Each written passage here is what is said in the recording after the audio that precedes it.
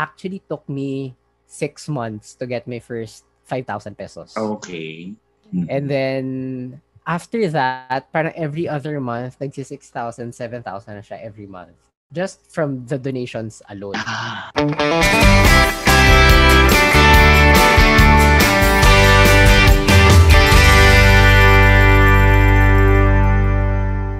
Good morning, good afternoon, good evening. Kung nasan man kayong panig ng mundo, kayo po'y naka-tune in dito po sa Kaasenso with Gerard and Mitch. Ako po si Gerard de la Peña.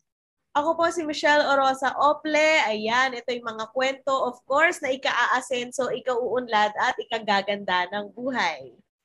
At higit sa lahat, ikatataba ng ating brain cells. Partner, we've heard our viewers and listeners. Ito, sasagutin natin yung isa sa mga burning questions sila. Actually, napapansin namin sa inbox namin yung mga questions ninyo. And yun nga, sinasabi ko na sa inyo, iisa ang tanong ng marami sa inyo. How to get started sa streaming at sa gaming. Grabe, di ba? About 20 messages or more sunod-sunod. And grabe yung curiosity ninyo kung paano kumita dito sa pagiging streamer na tinatawag. So, of course, tayo na may nakikinig at ang galing, pinagpalad tayo na meron tayong nakausap na streamer, di ba? Gaming streamer and a professional streamer. And up and coming to, si Paulo Umpa, ang tawag sa kanya sa Facebook ay Wartortoise. And we will learn from him today kung paano nga ba magsimula sa streaming at kung paano kumita. 'Di ba? Alam mo, ang laki pala nakita sa streaming. Minsan napapaisip ako, teka lang, wait. Kumikitang kabuhayan pala siya, partner. Kumikitang kabuhayan talaga siya. So stay tuned sa episode na ito dahil malalaman natin ang proseso. 1, 2, 3. Step 1, 2, 3, 4, 5, 6, 7, 8, 9, 10.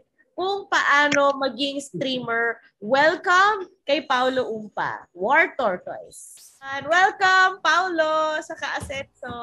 Hello po. Thank you for joining us. Ayun, ito nagbunga talaga tong episode na to kasi talagang tinadtad kami ng mga tanong. Ang daming interesado, no? Suddenly. I think that was about 20 messages sunod na nagtatanong kung paano ba magsimula as a streamer. So eto, we're so lucky na you're able to join us. Kwentuhan mo naman kami, Paulo, kung paano ka nagsimula sa streaming. Well, kasi before pa lang, I've always wanted to be a vlogger. Pero kasi, I didn't know what to talk about. Tapos, on top of it, parang ang hirap pang magsulat ng script, mag-shoot, tapos mag-edit. So parang ang daming kailangan gawin just to publish one video. And then, I think this was heavily influenced then by my work, yung corporate job ko. So a lot of my campaigns before centered on content creation. I think mga 2016 yon, 2017. Tapos parang nagsastart na yung mga vloggers, yung mga YouTubers in the Philippines. So deep inside, I wanted to be like one of them. Pero yun nga, medyo main hindrance ko yung hindi ko alam kung ano pag-uusapan ko. Tapos yung struggle pa to shoot and to write the script, all that stuff. Tapos, come 2017 ata, first time ko ma-expose sa esports. I mean, I've always been a gamer naman. Like, lumaki ako, naglalaro ng Pokemon, ng Ragnarok, ng Dota. Pero first time ko in 2017 na nakita kung gaano kalaki yung community niya. Parang we hosted kasi Manila Masters back then. Parang it's a big Dota 2 tournament. International tournament siya. And then, dun ko nakita yung different professional players. Dun ko nalaman na they actually earn just by playing video games. Tapos naisip ko, parang wait lang, naglalaro din naman ng video games. Baka pwede ko rin gawin to. Yeah. So, ganun yung nasa isip ko back then. And then, of course, parang bumalik naman ako sa katotohanan na hindi naman ako kasing galing nila. And itong mga professional athletes na to, they really train like 10 hours a day. Tapos nag-start sila, teenagers pa lang sila. And wala naman akong access on before. So parang naisip ko sa sarili ko, probably the next best thing for me to be a content creator and make gaming would be streaming. So doon ko siya unang naisip back in 2017. Pero hindi ko talaga siya pinursue back then because I didn't know. I guess sobrang busy ko sa work then. Right. So medyo tinabi ko siya. And then come 2019, bumalik kami yung content namin or like our campaigns focused on content creation ulit. Tapos actually one of the speakers there was si Carlo. Tapos he kept on si Carlo, and he kept on saying na parang your passions or the things that you love should be sustainable also. So tumatak yun sa utak ko, and then every time I buy my games, around medyo mahal pang games like nag-average yung Switch games around 3,000 pesos. So parang every time I buy games, naisip ko I might as well create something out of this. If bibili ako in the future pa na marami pang 3,000 pesos na games, sana man lang may makuha ko out of this. Kahit sana may ROI. Ma-ROI ko man lang yung mga ginastos ko sa mga games and sa mga computer stuff na binibili ko. So doon ko naisip mag-stream. Although, hindi naman talaga siya like yung main goal ko kasi at the end of the day, for me, naglalaro lang naman ako, nag-enjoy naman ako maglaro. So parang might as well do something about it na lang na hindi pa ganun ka-effort as compared to vlogging. So dun talaga ako nag-start mag-stream. Ito 2019 yun. Curious ako as a gamer, paano ka nagsimula? Kasi diba tayo yung generation na pinagsasabihan, ay walang kwenta yung video games, huwag kayong maglaro. Paano ka nagsimula? Ano yung nilalaro mo noon at ano yung nilalaro mo ngayon? Well, sobrang experience ko yan nung bata ako. Pero I guess ngayon, kasi nagtatrabaho na ako. So parang wala nang say yung magulang ko sa kung anong gastos ko, anong gagawin ko sa buhay. And nagtatrabaho pa rin naman ako. So parang side hustle lang siya, kumbaga. So yeah. Dun siya. Ayun. So ito, when you say streaming, what does it involve? Yan. Well, it's basically just you playing video games in front of a computer. Tapos you mag-interact ka sa audience mo. To be honest, actually, when I first heard about this concept, parang hindi pa weird yun. Pinanonood ka lang ng tao na naglalaro. Pero apparently, there's a market for it. Right. So, yeah. Right.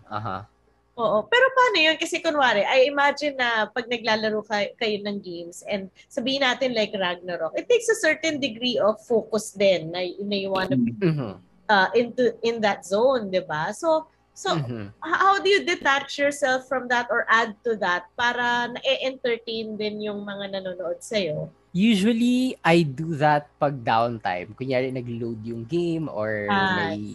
For example, namatay ako in-game, so I have time to interact with people in chat, ganon. Oo. So, kinakausap mo sila when you're streaming the game. Curious ako, ano yung game na nilalaro mo, tapos yun yung ni-stream mo? Right now, League of Legends and Valorant po. Yun yung games na super active ako right now. Although, mas active ako sa Valorant kasi hindi siya ganun ka high intensity and it's not as fast-paced as League of Legends. So I get to talk to people more with Valorant. Yeah. Talking about yun kasi pag masyado namang fast-paced, paano mo hatiin yung attention mo? Yeah, So ano yung challenges na na-encounter mo? Na sige, going to streaming and then how were you? What challenges did you encounter nun? I feel like this applies to all creators naman. Feeling ko, it's really getting over your hiya. Kasi daming content creators before na parang Instagram lang, picture-picture ka lang din. Tapos ka na. Pero this time, since a lot of people are venturing into like YouTube na video, parang it takes a certain level of quote-unquote kapal ng mukha to talk in front of a camera. Kasi ang dami ring tao kasi insecure. Well, like ako, insecure ako sa certain angles ng mukha ko. So parang dapat ganito lang siya. Before pa when I even before I started streaming, parang iniisip ko, what if i-judge ako ng mga tao? Baka magmukha akong, use the word, baka magmukha akong tanga sa kanila, ganon. Or like, yung boses ko baka hindi na magustuhan. So I had so many insecurities back then. Pero I guess na-overcome ko siya after, nung isip ko na lang na ako lang talaga nag-iisip nun. And wala naman talaga silang paki sa ganung side mo. So just really focus on the games and just do it. Yun lang. Ito partner, gusto kong i-address yung question ng mga viewers natin, Medyo marami ito. Papangalanan natin sila. Sige. Ito, si John Castro, si JM Makaisa, si Trevor Nick Ching, Bled Santos, Lucky Vince, si Shi Lee, Mark Joshua Castillo, Jeric Vicencio, Philbert Bugtong, Danzel Castro, Remar Cardeño. Ang dami, partner, pero iisa yung tanong nila. How gamers can start a career? So basically, siguro, how do we get started if we want to get into this? Una sa lahat, first would be equipment kasi yun talaga yung kailangan mo. Kailangan mo siya para maglaro, kailangan mo rin siya para mag-stream ng games. Kasama na rin doon, I guess, yung a stable internet connection which is needed then para mas smooth yung interaction mo with your game and the players that you are playing with. Number 2 would be I feel like kailangan mong i-picture yung future mo. Parang kailangan mong i-visualize yung path na gusto mo. Especially if you're planning to do this in the long run. I guess dito mo sisimulan yung branding mo, how you talk to people, as simple as you're doing your logos, all that stuff. Ano pa ba? And at the end of the day, you have to, I guess, anchor on your interests. Parang stay true to the things that you like. Play games that you really enjoy. Hindi yung dahil ito lang pinapanood ng mga tao. Para kasi kasi that's a struggle for I think a lot of people. May nag-message actually sa akin the other day. He's planning to stream. Tapos tinatanong niya kung ano daw ba yung mga games na mabenta na pinapanood ng mga tao. And sinabi ko talaga sa kanya, just play the games that you like. Kasi people can see through parang the authenticity. Mas masaya ka sa gagawin mo at the end of the day. Kasi if you're gonna think of it as parang a career or work, at the end of the day, minsan mapapagod ka rin. So, mas okay na simulat sa huli, gusto mo yung nilalaro mo. Right. Actually, curious ako kasi, di ba, pinapanood ka nila maglaro. Paano kung na-deads yung player mo habang naglalaro ka? Nangyari na ba sa'yo yun? Oh, yeah. Actually, lahat ng sobrang, hindi naman ako magaling na player. Parang, if you watch my streams, madalas ako mamatay. Pero, unahan mo na yung audience mo na parang okra yun yung sarili mo, I guess. Wala na silang masama. Tawanan mo na lang yung sarili mo, gano'n. Okay lang sa kanila yon. Yeah, okay lang sa kanila yun. Parang entertainment yan for them. Kasi, I feel like may two types of streamers. Yung isa, if pinapanood ka nila dahil sobrang galing mo talaga maglaro. And the other one is if entertaining ka, if masaya ka panoorin or funny ka, ganon. Or lagi ka do you get advice from your viewers? Let's say kunyari, yan, barilin mo yan. Yan, suntukin mo yan. May ganun ba? Yes. Especially on if you stream sa Twitch. Kasi there are two main platforms right now. May Facebook, may Twitch. Sa Facebook kasi, ang problema not naman problema, but like, ang difference niya is with Facebook, may delay yung stream mo ng I think 1 to 2 minutes. So, pag nag-message sila sa'yo, mababasa mo lang yan after 2 minutes pa, tapos ang dami na nangyari in-game from your end. As compared to Twitch, na close to real-time siya, like 5-10 seconds lang. So, I really get most of my parang comments or recommendations from people who watch on Twitch. Kasi mas mabilis mong nababasa. Yes. Ako, I'll go down on the equipment naman. Like, I can see a mic there and parang pareho kayo sa yung mga nagsistream talaga na ang gaganda ng setup nyo sa bahay. Diba? I mean, ano yung mga equipment na kailangan nila if gusto nilang seryosohin tong track na to? Most gaming laptops naman kayang mag-stream. If you can play with a gaming laptop, most likely kaya niya yung mag-stream. Although, ako admittedly, I started with a MacBook Pro na hindi naman talaga siya gaming laptop. So, Mhm. pinagtiyagaan ko lang siya, may mga delays, may mga lags, and then eventually hanggang nakaipon na ako to buy myself a gaming laptop. That's when I upgraded na my gear.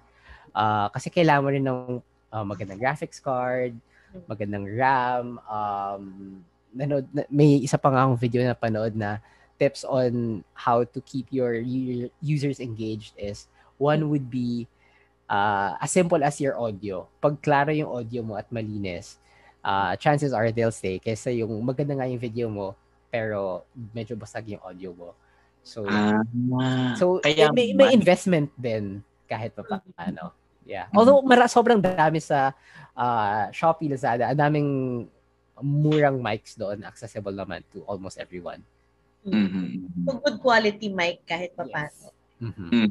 When you say gaming laptop, ano yun? Yun yung exclusively ginagamit mo for gaming? Di mo siya ginagamit for, let's say, work or other tasks? Ganyan.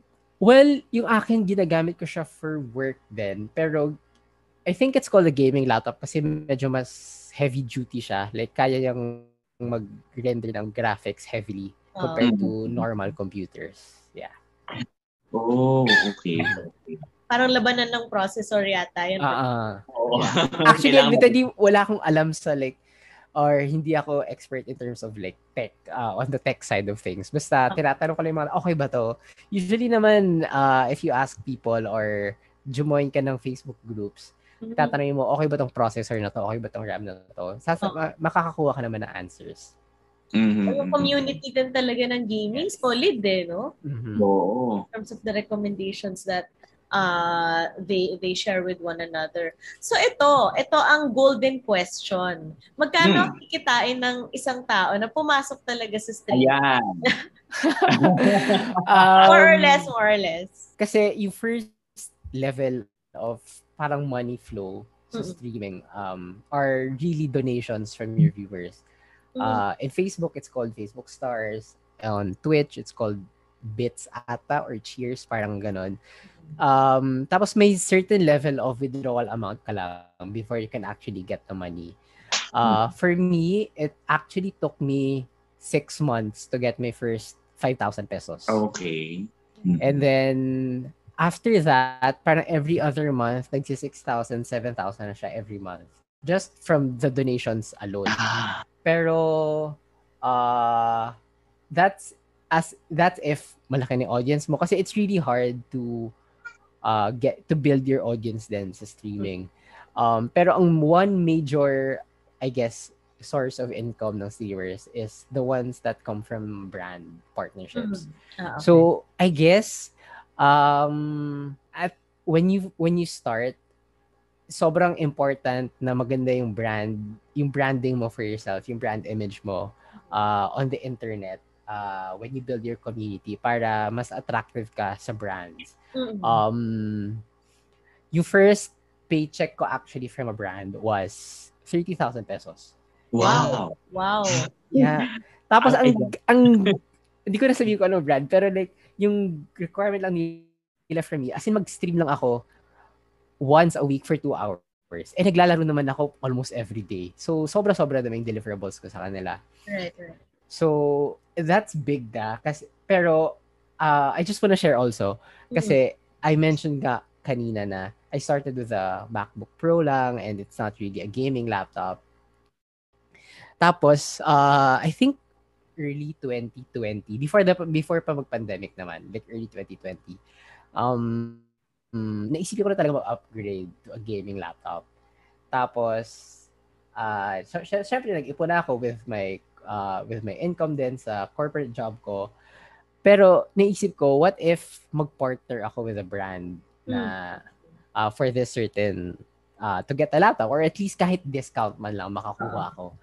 So, ang ginawa ko, inipon ko lahat ng analytics ko, lahat ng videos ko since my day one of streaming for 6 months.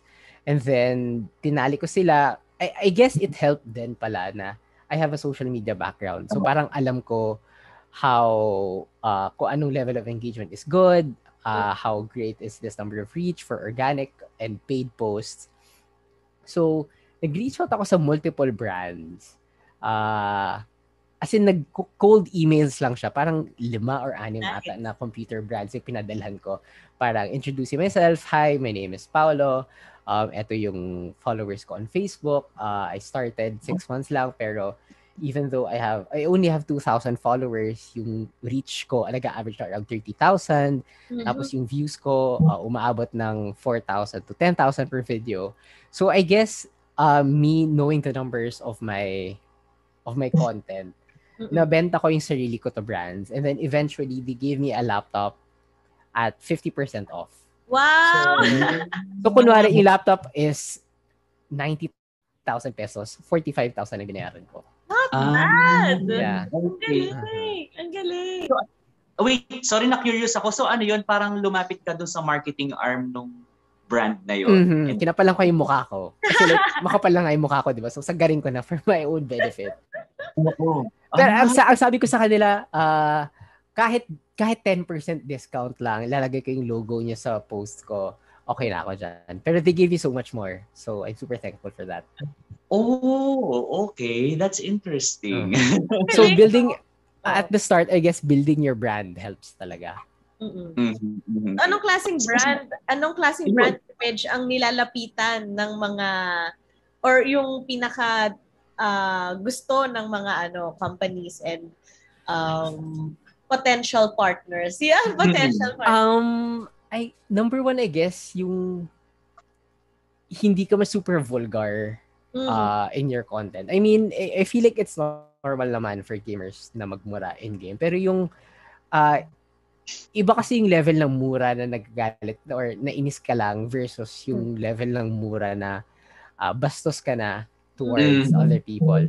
So, I guess that's also one thing that I'm trying to protect when I try to stream video games. Yun lang naman, especially now in the Philippines, na ang daming mobile gamers na who are really into the mobile gaming market. Mas relax sila in terms of branding actually. Pero at the end of the day, I guess, basta malinis lang yung image mo online, you're good. Yes. Kailangan ba super galing? Hindi naman. Oh. Basta comedy kapag di ka magaling. Yeah. Might as well. Pagpatawa ka na lang.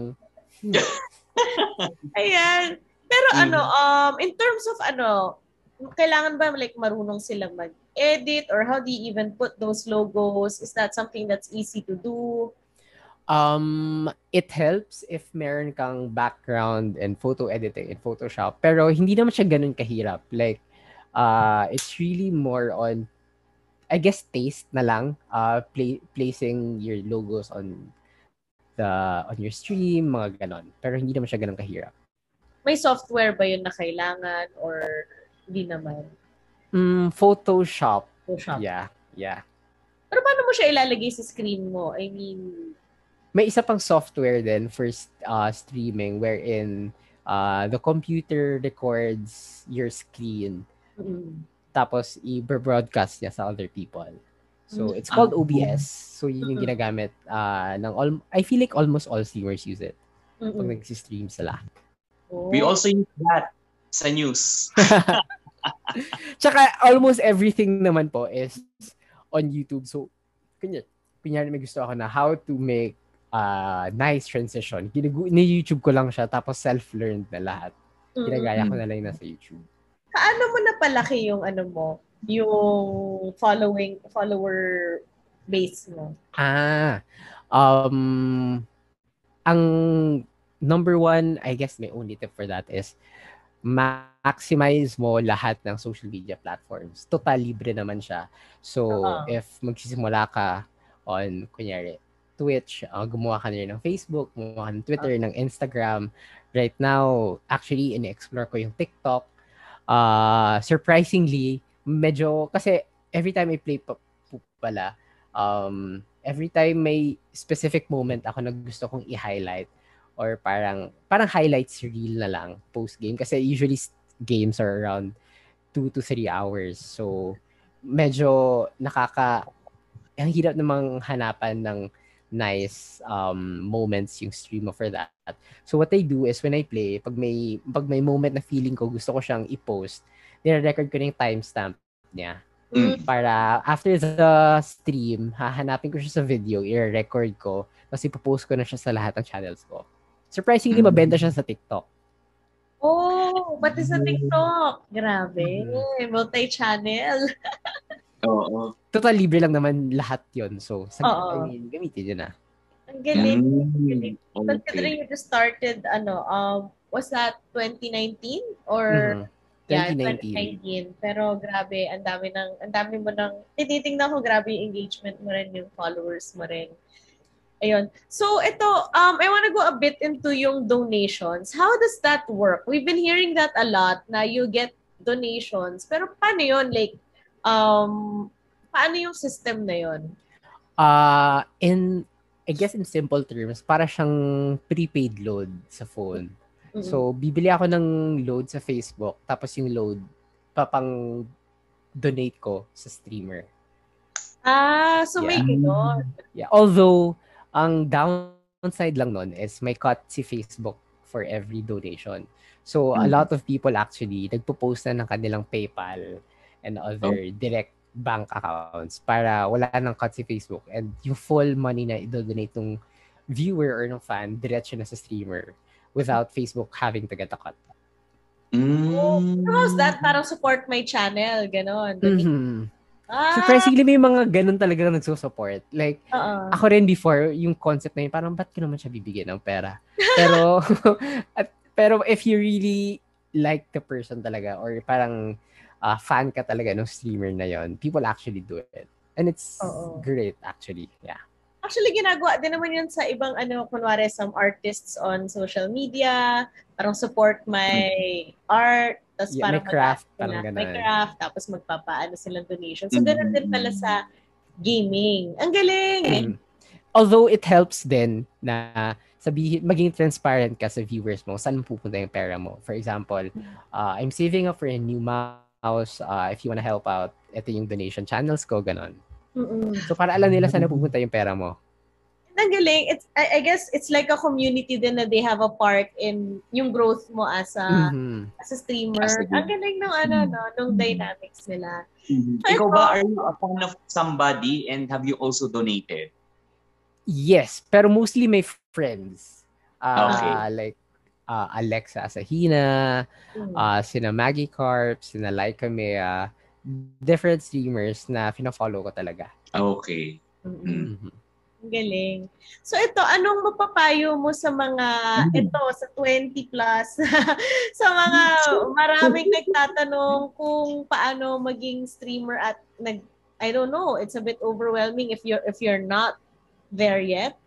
Ano yung pwede mong ipayo sa kanila? Number one would be, I guess as cliche as it sounds, pero the best time to start is now.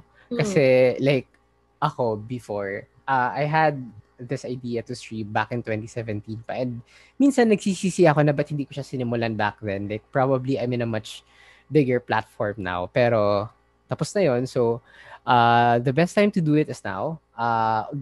Tapos another thing would be the faster you get over your hiya, the better. Kasi that makikita siya sa streams mo how parang authentic or natural you are with your audience and how you play. Another would be, okay lang namang i-compare mo yung sarili mo to other starting streamers who are doing better than you. Kasi hindi naman ma-avoid yun. Pero I guess, wag mo na lang siyang i-dwell on it. Just focus on, building your community, people that surround you who will support you throughout your journey as a streamer. Yeah. Tapos, another thing, work with what you have pala. Like, hindi mo naman kailangan na the best yung equipment mo, dapat perfect yung camera mo, yung audio mo. Kasi, magpo-progress ka rin naman along the way. And as you do that, mas ma-appreciate mo yung journey mo. Kasi, like me, looking back, before when I started, parang proud ako, parang I'm a streamer, I'm a gaming creator, ganon. Pero pag binabalikan ko yung videos ko before, ang pangit. Bakit ganito yung camera ko? Bakit ganito yung audio ko? Pero yeah, it's really part of the journey. So work with what you have. Tapos mas matutuwa actually yung viewers mo to see na slowly nag-i-improve na yung equipment mo. Right. Yeah, ganon. Oo. Mm-hmm. Oo. Siguro ako to end, summarize lang natin, take them step by step. Say, I wanna be a streamer now. What do I do? Number 1, 2, 3. Yun. Additionally pala, I feel like kasi since nagsimula yung pandemic, parang ang daming naglabasang streamers. Exciting siya kasi, well, exciting siya at first, knowing na may possibility na pwede kang, pwedeng ito yung maging hanap buhay mo. Pero, hindi siya ganun kadali. So, you really have to learn the process throughout your journey, I guess.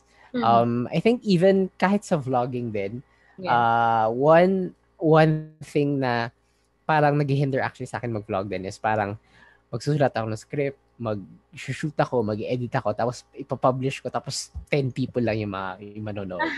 Pero like, I feel like it's really part of the growth process na matututo naman throughout the way. Oo. Galing. Ayun, so yun, yung process, how would it be? Take it step by step. Simulan mo muna, I guess, with the equipment that you have. Kasi once you have the equipment or like somehow nakapag-invest ka na sa mga bagay, parang wala nang atrasan kasi syempre gumastos ka na for it. So gawin mo na, diba? Another thing would be, wag kang umutang just to start doing it. Like what I said kanina, work with what you have kasi eventually, magiging better din naman yung quality ng content mo.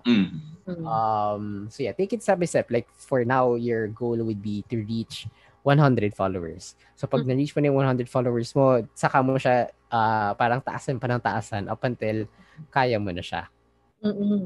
So kunwari they've gotten the equipment and then how do they start actually streaming, like getting on that platform? Number one, of course, you have to create your accounts for that. And then, as I mentioned kanina, maximize yung social media platforms. Start posting everything that you're trying to do. Try mo ring sagarin or like use and abuse the hashtags because that's a way for discovery for some people. And yeah, just keep on doing it. Try to set a fixed schedule pala for your streams para alam ng followers mo when they can expect you to go live para parang time slot lang sa TV yan, abangan ka nila. Parang channel. Hindi bigla ka na lang magla-live tapos hindi pala sila ready, ganun. Okay. Ito tanong ko, yung probably my last question, beyond the potential earnings, what keeps you going? What's the best part of being a streamer? Well, kasi ako mahilig talaga ako maglaro ng computer games. So I guess yun lang yung number one parang it's what keeps me going. Ever since naman I started, sinasabi ko talaga sa sarili ko, maglalaro lang din naman ako, so might as well make content out of it. Parang bonus na lang for me if lalapitan ako ng brands or pagkakakitaan ko or something. Yeah. You parang like almost anything, kailangan mong enjoy din yung ginagawa mo. Yun. Yun talaga yung pinaka-importante.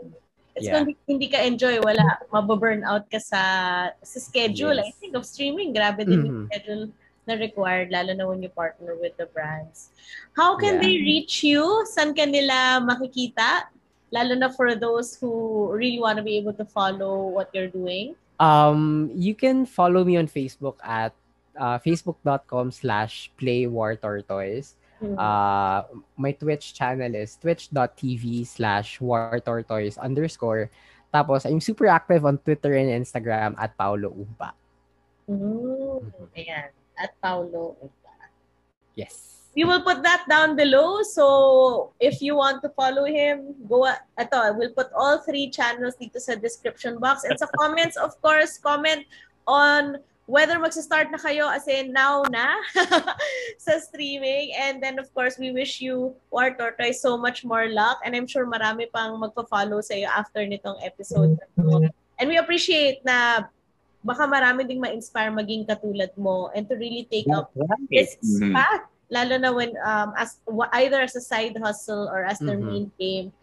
And ang galing lang sa advice mo na talagang kailangan enjoy. Enjoy it or else you will you will expire agad. Tsaka nasa bahay lang din naman tayong lahat, diba? So might as well. Yeah. Ako gusto ko yung mic mo. Nakasinin ko yan. Thank you. Nakupitin yung mic mo eh. Meron siya actually tap to mute button. So pag ang galing! Yan, may volume na siya ulit. Amazing! Grabe, super, super amazing. Thank you so much, Paolo, for all of the tips. And I'm sure maraming Thank you also. Maraming nagtanong. Marami ring nasagot ngayon. So thank you for joining us. And more power. Yeah. Thank you po. Bye-bye. Alright, thank you ulit, Paolo, for joining us dito sa episode na ito. Ang dami nating natutunan. Ako, partner, unang-una partner ha, ito laging sinasabi ng mga guests natin, start now na. At higit sa lahat, i-enjoy mo kung anong ginagawa mo. Diba? Yes, oo. Ako natuwa ako dun sa, kumbaga fleshing that out further, yung just get over yung hiya. Aba, hindi rin biro makipag-usap sa camera. Totoo yun. May insecurities din tayo dyan. Ay, alam namin ni Gerard. Alam natin yan, partner, sa broadcast. Di ba? Pag nagla-live tayo, di ba? Camera lang yung kaharap natin. Parang anjahe, di ba? Pero yun nga, kung gusto mo talagang matutunan tong streaming na to, i-overcome mo yung hiya na yun, yung jahe na yan, kung ano man yan nasa harap mo, metal ba yan, plastic, glass, lens, or what, kailangan isipin mo, tao yan na kausap mo, di ba? Oo, and yun nga, kaya sobrang importante na you're having fun. Kasi when you're having fun, makakalimutan mo eh. And you'll realize na you're really just able to engage with yung audience mo. So, sobrang importante na it's fun for you para mawala yung wall na yun na, ano ba itsura ko ngayon? Parang mataba ba ako ngayon? Parang may double chin ba? Ano ba? And another important na payo niya, just work with what you have. I mean, lalo na pagdating sa gaming equipment, ako seryosong usapan yan, partner pagka talagang labanan na ng specs ng mga technology na gamit mo para maganda yung streaming, kung sa audience mo pala, gusto ka lang talaga nilang makitang maglaro, makilala, di ba? I think it's okay for them to na you start kung ano yung meron ka, whether it's a gaming laptop or not, or kung ano lang yung nasa bahay mo, kung may ring light ka na ba o baka kailangan kahit ilaw pa lang, di ba? And the way it looks parang opportunity pa yun na makakuha kang donation. Hindi, yun partner, tsaka from what I got from Paolo, parang yung audiences mo, yung followers mo, they are very forgiving and they actually like yung makita ka na mag-grow dun sa ginagawa mo. So kung dati wala kang microphone, tas biglang may microphone ka na, they really appreciate it. I think, ganun yung sense na nakukuha ko sa kanya, di ba? So yun, work with what you have and eventually mag-i-expand rin yan. Right. And ako my last point is gaming is really a community. So there's really a lot of people involved there and a lot of people who like, seeing you grow and like being part of that growth. Diba? I mean, even yung donation system pa lang already shows that, they want to be part of the growth, how you grow as a streamer and how your program becomes even more professional, diba? And to be able to look back on it years later and say, oy, nakatulong ako dito sa idol ko, diba? I think that's such a great thing na meron dito sa gaming community na to na new streamers or yung mga talagang gusto pumasok dito can take advantage of na you can build friendship, build relationships and create that community that will be supportive of the track that you're taking, di ba? At baka may ma-inspire ka rin pang iba. So yun, ang galing lang. Above all, ang gaming is meant to be enjoyed. Yes, oo. At the end of the day, it's something na entertaining, it's something that's fun, dynamic, diba? So, always have fun. And yun nga, find a game na gusto mo talaga kasi ang galing makikita talaga ng audience mo na ay hindi naman siya masyadong into it. Switch Hindi channel. naman niya type talaga yung nakikiuso lang siya. Ramdam ng audience yun eh, no? Yun nga, tapos nadededs. Ha? Nadededs ka. Oo, tapos madededs ka lang. Oo, so dapat doon ka sa nang-enjoy mo, di ba? Yeah. Okay, so we'll put yung links down below to watch itong si Wartortoise, and of course, to get in touch with him. He's very engaging with his audience, and supportahan din natin siya. He's very much up and coming dito sa streaming world. But as you can see, ang dami nating natutunan sa kanya, and ang dami din niyang na-impart. Ako, another point pala before we go, ang galing lang na this is his side hustle.